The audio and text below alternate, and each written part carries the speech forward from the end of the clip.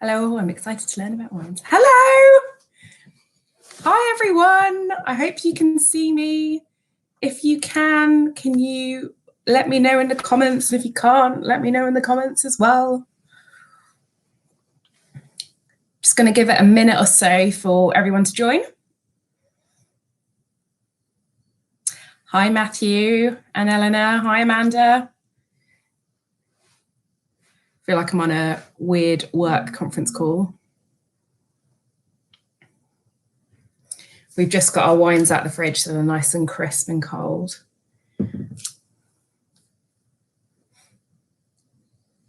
Should I crack on? Yeah. Crack on. Okay, I'm going to crack on. So I'm Mandy, and welcome to Come Wine With Me. I set up Come Wine With Me to talk about wines, to share great wines and learn as much as I can about it with my family and friends. Due to this awful situation with COVID-19, I thought quarantine would be a good time to kick this off, plus a great way of staying in touch with friends. So we did just that. Last week, we did our first virtual wine club with friends through video conference, and it was awesome. I say we because I've got my Chief Technical Officer here with me, who also moonlights as my husband, Kyle. Hello, everyone. With his isolation beard. So on this virtual wine club, we were all drinking the same bottle of wine and discussing it as you would do in a real life wine tasting. So I thought, let's bring this to public so everyone can enjoy it. It's all very new to me. So if you have any suggestions, please leave them in the comments. Also send in questions, thoughts, taste, ideas. And if you want to follow my social media pages too, which is on Instagram at Come Wine With Me 1 and on Facebook, Come Wine With Me. Follow them, leave a message, let me know what you want to see and hear on this page. So why wine? Wine is such an amazing drink. There's a wine for every occasion, and us humans have been drinking it for centuries. I was raised Catholic. As a child, I associated wine with church and just thought the legal drinking age was 7 because that's when you're first allowed to drink wine at church after your first Holy Communion. That can put a person off for life because church wine is horrid. However, like most good Catholics, I learned that keeping wine in your life is a key pillar of enjoying a drink responsibly. And I fell in love with wine as I got older. I work in the hospitality industry, and recently my job means I'm doing a lot with the wine we serve and the wine we sell, and I've just got really interested in it. I've done some courses, getting some qualifications soon if I pass my exam, and I've just got to spend some time drinking amazing wines and visiting really great wineries. So let's get to the tasting. First thing we need to do is open the bottle of red. So the bottle of red that you've got, this is a Piemonte Barbera, which I'll come back to at the end of the session, or towards the end of the session, we'll look at the red. But what I want to do is open it and pour it so it has enough time to air. So I've got my fancy red wine glass here, which I hope you can't see the stains in it too much. Pour myself a generous amount. Kyle, would you like some? I definitely would, thank you. He doesn't get the fancy glass. There you go. So pour in the red wine and we'll come back to that later. So if you're a red wine fan, don't worry, we're getting there. So this week I've chosen to focus on Italy and Italian wines. Italy is my favorite place in the world. It holds like the most special memories for me. I holidayed there often as a child. It's where Kyle proposed to me as well. Food and drink is embedded in their culture. They take the utmost care in the ingredients and creation of the food. And it really comes out. Italian cuisine is one of the most well-loved cuisines in the world. It's one of the most known cuisines, replicated cuisines. And I think everything they do with their food and drink is reflected in the quality of it. And it's really reflected in their wines. The main region we're going to focus on today is Piemonte. But before we get to our Piemonte wines, I'm going to talk about Bolle, and I'm really conscious of the way I'm pronouncing this because one of the lovely winemakers of Bolle is also listening today. So hello, welcome.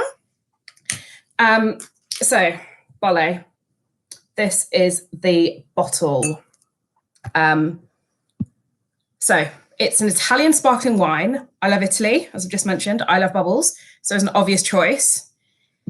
As you can see from the branding, it's very young, it's cool, it's fresh, it's bold. It's everything I said about Italy earlier, but really funky and modern. I call it like the cool Italian exchange student, like you either wanted to be or wanted to be with. I hate opening fizz, let alone doing it on camera. Do you want me to do it?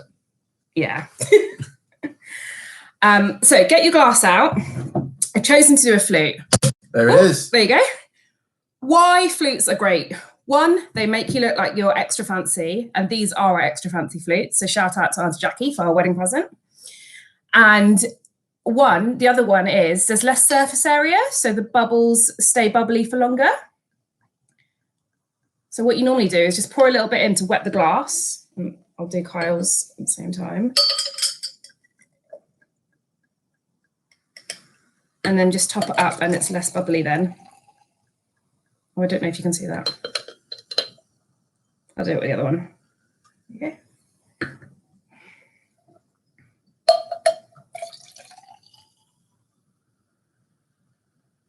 Woo.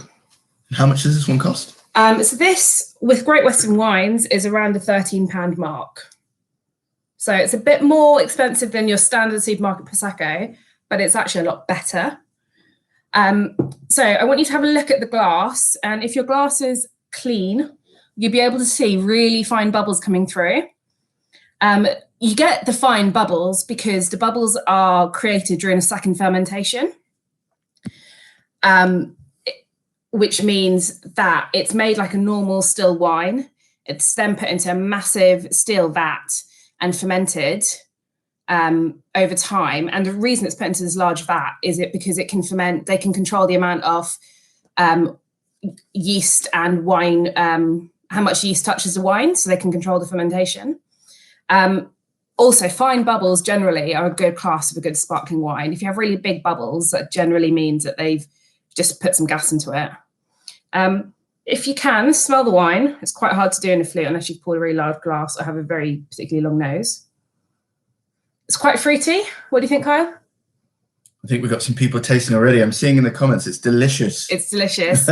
I honestly, and I really like this.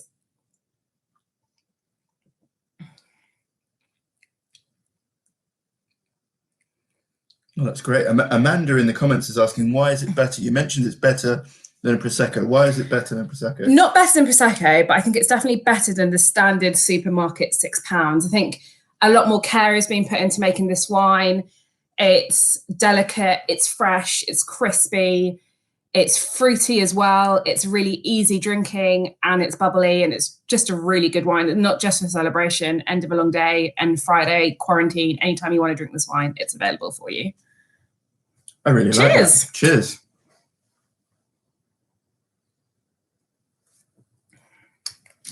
So this wine is from Romagna, which I'm definitely pronouncing wrong, so massive apologies. Romagna is a massive region south of Milan, and it stretches all the way to the East Italian coast.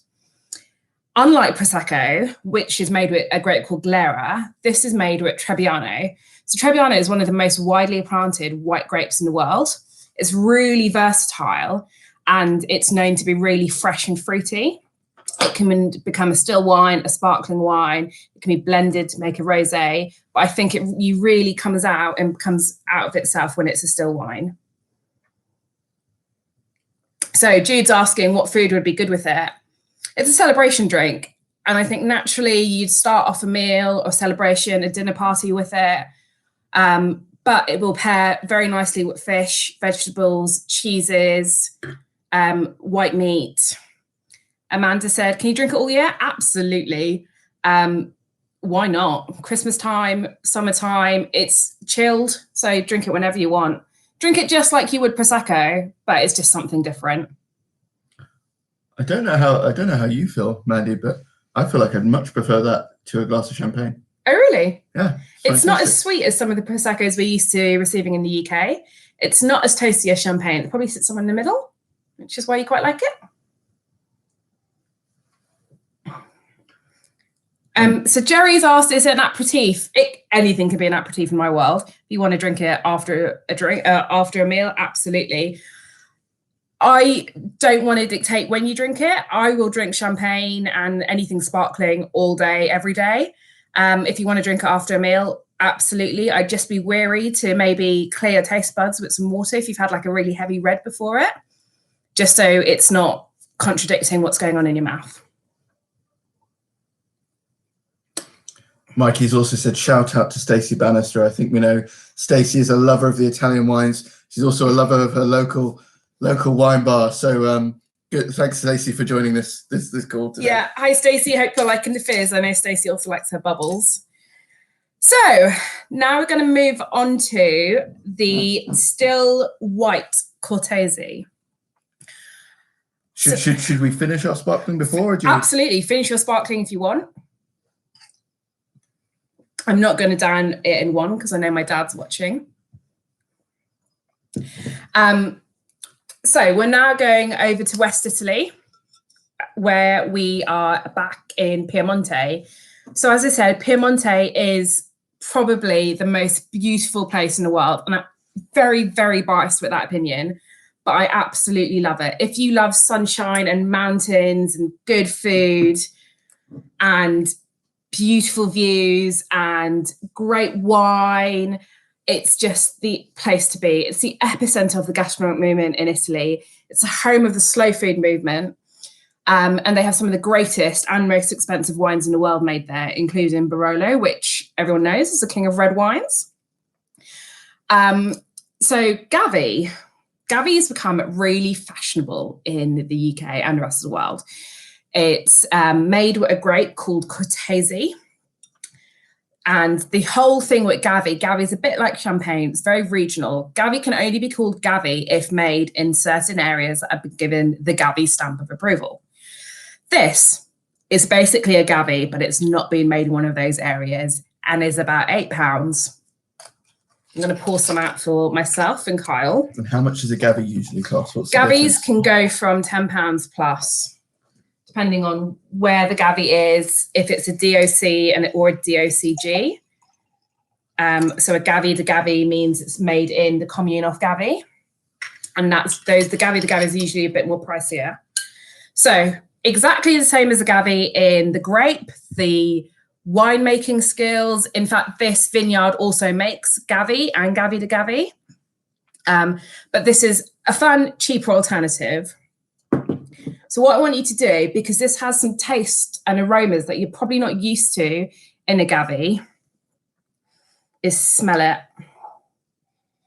Because I think this has a lot more in the nose than it does in the palate. So I get from this like quite crisp, very lemony, and a little bit of grassy. I don't know about you, Kyle. Do you get the grass? I'm not a wine expert and I'm struggling to get the smells. Are you struggling? It's quite light. Yeah, it's very light. Yeah. If you are struggling, maybe not very ladylike of me, dip your finger in and just taste it on the mouth, like quickly. Or just take a sip.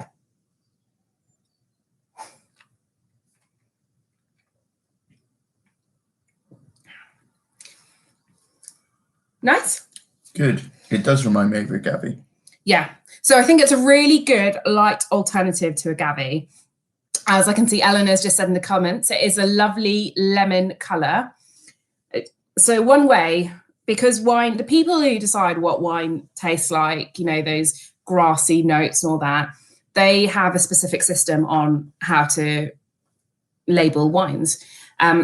What they'll call this is a really light pale lemon. And that's exactly what Eleanor said, which is great. It is lovely and smooth. It pairs really well with fish. We've just had salmon for dinner, and this is going down a treat right now. So with it, always drink this chilled, because I don't think you'd get all the aromas and flavors. What I want you to do is take a sip of it and swirl it around your mouth for about 10 seconds.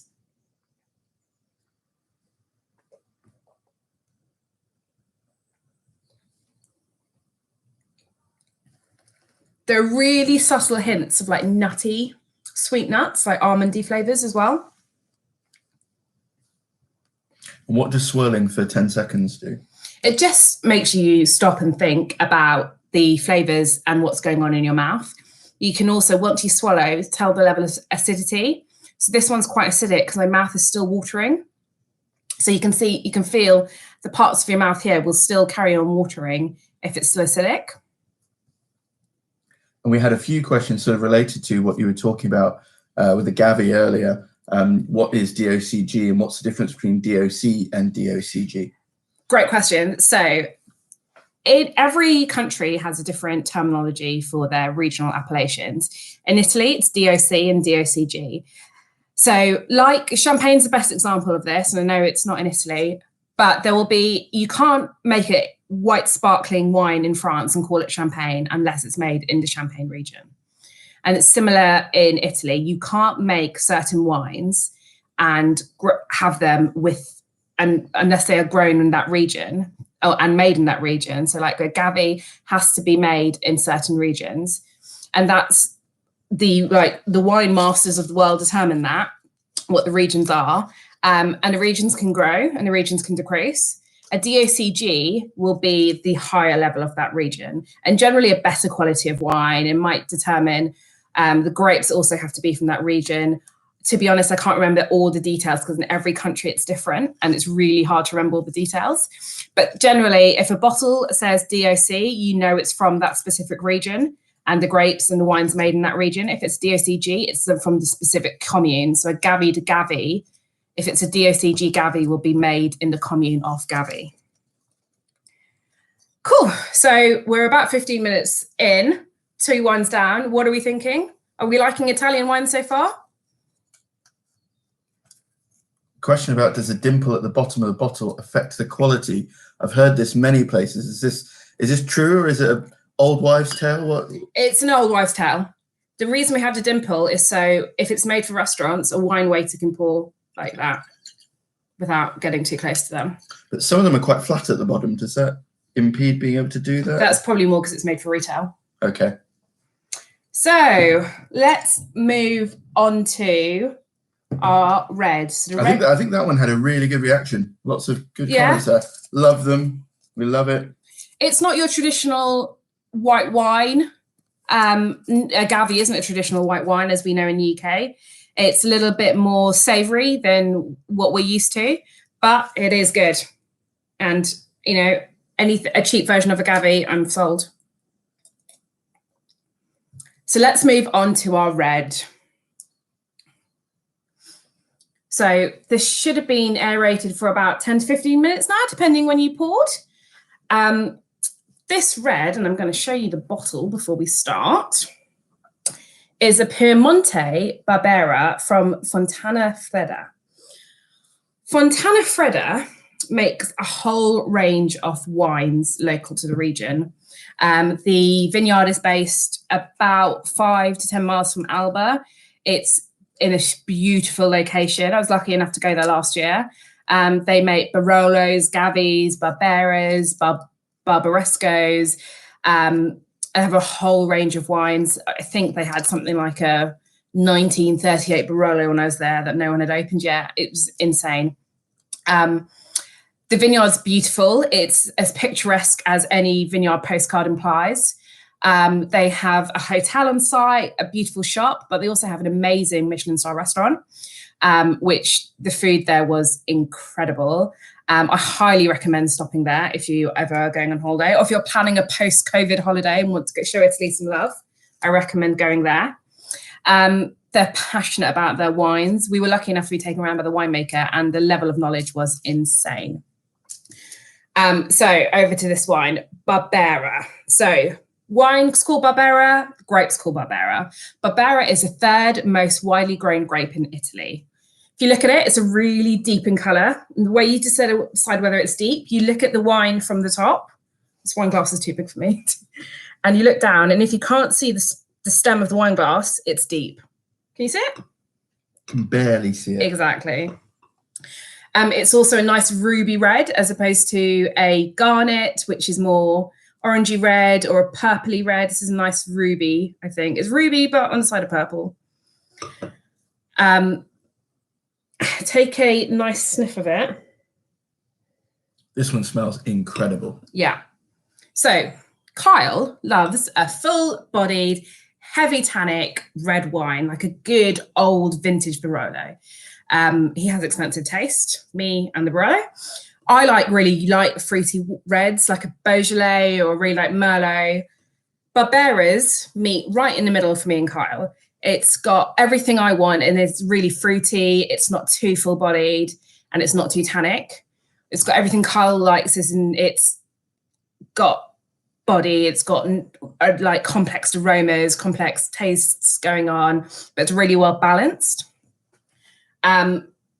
This would have been aged in an oak barrel, not for long, probably about 9 to 12 months. What is this, a 2018? Yeah, it's a 2018 vintage, so probably about 9 months for this one. Have a good sniff of this.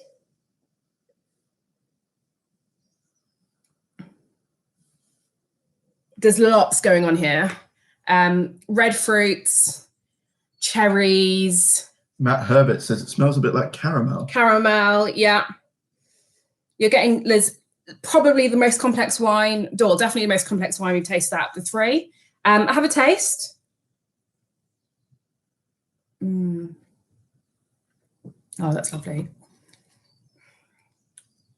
That's fantastic. This is great. So you get a really subtle oak, and Matt, that's where you could be getting the caramel from, with the sweetness of the fruitiness, along with the oak aging, can give a bit of a caramel like smell and taste. I'm getting a little bit of a licorice hint at the end as well.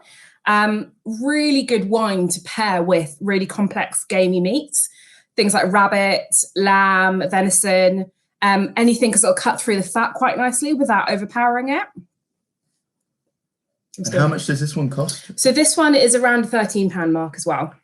Which is pretty good, right, for a red wine from that region. Yeah. I'd say Barbera is a really great entry-level Piemonte red.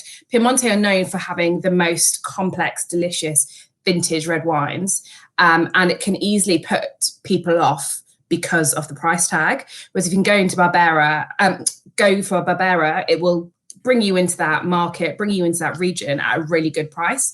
Tesco's have a really great £9 bottle on their Tesco's Finest range, and it goes down great between us. Not as complex as this, but pretty good for £9 as well. So, and Jude has asked, if it has tannin, does it mean it can be kept for a few more years? No. Oh, yes and no. It doesn't make a difference. You can age white wines as well as you can age red wines, and red wines are tannic. The reason a Barolo is very tannic, and the reason it ages well is because it's so complex, and it will keep giving you different things as it ages. So the tannins comes from the amount of skin contact the wine's had with the grape. And that's I don't like a very tannic wine because it can leave you that feeling, and I don't know how to describe it besides saying. But yeah, that's the last of our wines for today. I really hope you guys have enjoyed it, have learned something, have enjoyed the wines we have. Oh, Matthew, can you age sparkling wine? We've inherited a few and they went dark. Is that okay? Yes, you can absolutely age sparkling wine. We've got a champagne that's from 2006 or something in the cupboard. Still good to drink. I wouldn't age Prosecco. Prosecco should be drunk young. Italian sparkling should be drunk young in general. Champagnes can be aged. Certain Cremants can be aged. It depends on the process they've been made, on how they've been made. But if it's going dark, that doesn't matter. That just means it's getting toastier, more caramelly.